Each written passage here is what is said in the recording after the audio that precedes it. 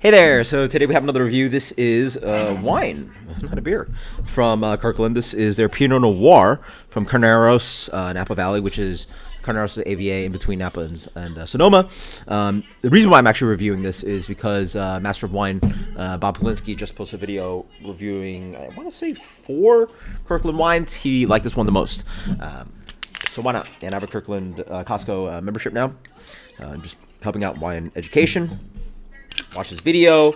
Got some information on that. So we're going to talk about the wine. So again, Carneros. You actually have a place within, and it says Napa, right? And you want to look up Carneros or Napa. Sorry, not even Carneros. It's Napa, then Carneros. Like more again, more specificity means more regionality, more specific to the place of where the wine is made. Google that. Geez, you're looking at spending at least $25, $30, $40 on a bottle of wine. $8.99 at Costco. He says this is the best under $10 Pinot Noir that he's tried all year. He's a master wine. I'm gonna trust him. And just digging this. So Pinot Noir is a thin-skinned grape varietal. So with a Pinot Noir, light color. It's going to be very pale.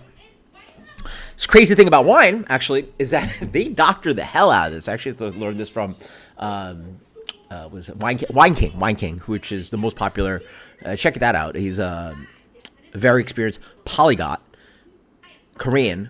He speaks English, French, Chinese, Italian, German, French, Korean, whatever. He's got like almost 10 languages under his belt. With wine degrees in all those languages.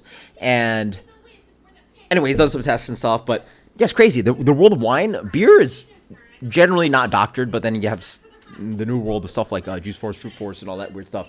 They color wine, you know. Granted, there's some coloring in beer, but like not that much. But so thin-skinned grape varietal, you gotta actually have a pretty pale wine. Granted, a light-colored wine for a red wine.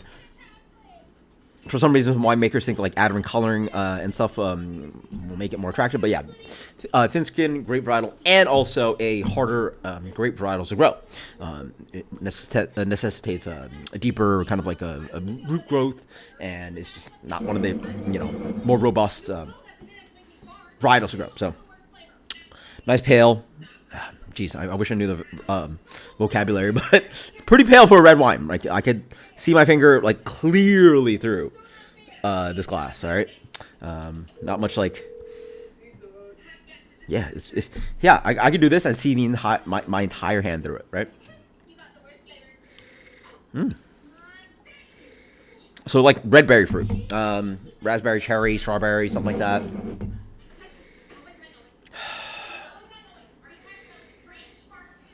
It's mostly what I smell.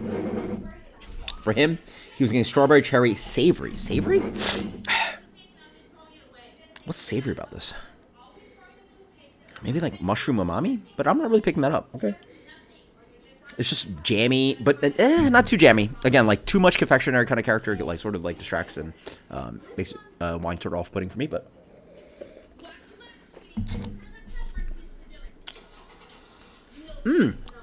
so 14.5. It's a big wine, right? This is on the, where we're gonna. So it is a bigger wine, but it drinks really nice and elegant. Oof. So it's that combination of like prettiness, but like bold alcohol. Nice. Just like the aroma, fruity, ripe character. Just what he says, ripe, just like the nose. Ripe strawberries, Bing cherries.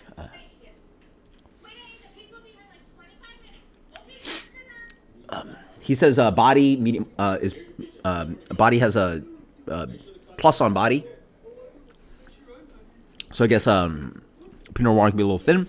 Up front seems a little bit thin for me, but yeah, for 14.5, yeah, for like a lighter colored wine like this, yeah, nice body to it. He says the acidity has a plus, soft and ripe.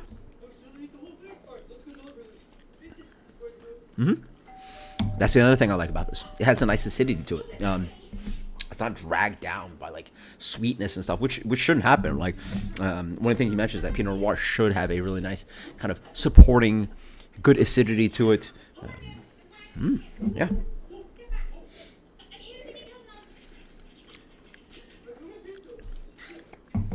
Fruity, bright, strawberry cherry all day. I would even argue like maybe a hint of raspberry or even like maybe a little bit of cranberry in there too, right? Like the acidity and the fruitiness. Yeah, hint of that. What else did they say about it? Oak, yeah, that's the other thing. So aromas of ripe cherry, rhubarb. That's the other thing I was mentioning, like that acidity kind of thing. Rhubarb, balanced out by darker black fruit. Yeah, I can maybe see some blackberry cassis in there. Forest floor notes with hints of spice from French oak barrels. Okay. Okay. I can see that. On the back end, there's a little bit of complexity of like darker forest flavors, a little bit savory. That's what you mentioned on the nose. And then a little bit of like, a little bit of like balanced oakiness, right? Yeah. I don't know if I can get an oak on the nose on this.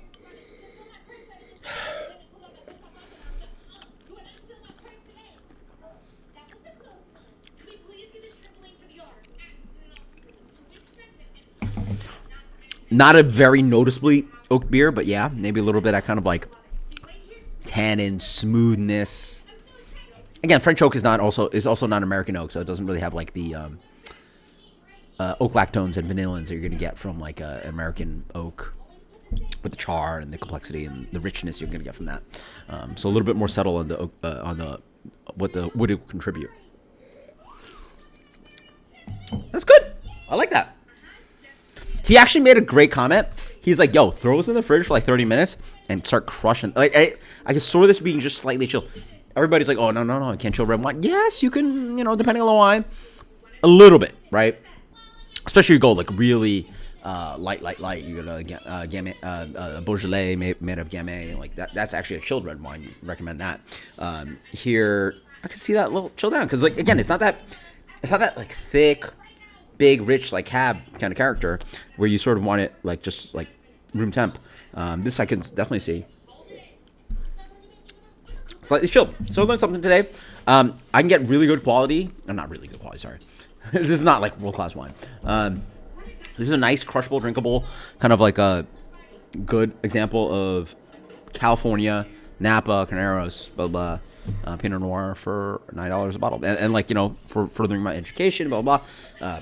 Wine can be very expensive, especially, again, every time you buy it, you have to buy I guess in the beer world, this would be the 4-pack or 6-pack, right? You have to buy it versus I go to Total Wine, I buy you singles, and I can teach you the whole certified Cicerone syllabus in buying singles and spend $50 to $100. Can't do that with wine, so cool. Good wine. I mean, again, I'm not at the place where I could be rating wines for you guys, but I'm enjoying this. Hope you guys enjoying the journey of like just like building the palate on wine. Obviously, I do have a great palate already, but just like learning things is like really interesting. So as you wait more, it is a little bit thin and watery up front. You get more alcohol on the back end. These are the kind of things that I can definitely know for a fact that higher quality wines don't have issues with, right? Like the issues of like the transition, depth of character. Like you sort of see where this wine is a little just. It's $9. Like you're paying $9. You get what you get for $9. So until next time, guys. Cheers. Later.